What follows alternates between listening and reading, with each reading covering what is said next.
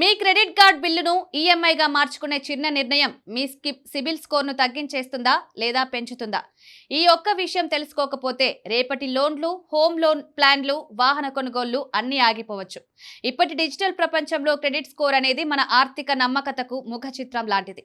అలాంటి స్కోర్కి భయపడుతూ మనమే తీసుకున్న నిర్ణయాల మీద సందేహపడ్డం నిత్య దృశ్యమైంది. అయితే ఈఎంఐకి మారిన బిల్లుతో మీ స్కోర్కి ఏం జరుగుతుంది? నిజమేంటి? నిపుణులు ఏమంటున్నారు?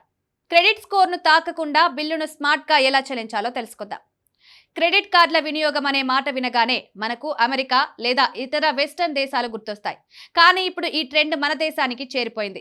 డిజిటలైజేషన్ కారణంగా ఇండియాలో కూడా క్రెడిట్ కార్డుల వినియోగం గణనీయంగా పెరిగిపోయింది.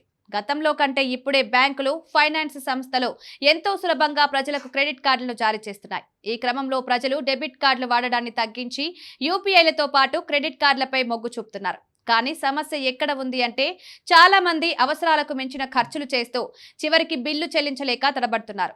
మరీ ఎక్కువ మొత్తాలను బిల్లులను ఒకేసారి చెల్లించలేని పరిస్థితిలో కార్డు కంపెనీలు వినియోగదారులకు ఈఎంఐ ప్లాన్ ఆప్షన్ను అందుబాటులో ఉంచుతున్నాయి.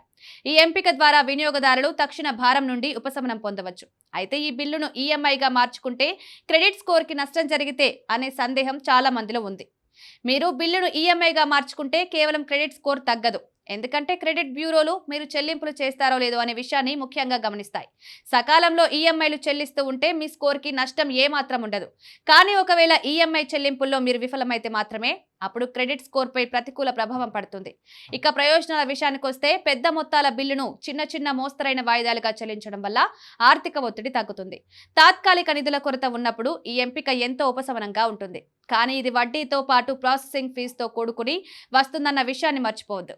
మొత్తం విషయాన్ని చూస్తే అవసరాన్ని బట్టి క్రెడిట్ కార్డ్ బిల్లును ఈఎంఐగా మార్చుకోవడం ఓ మంచి నిర్ణయమే. కానీ చెల్లింపుల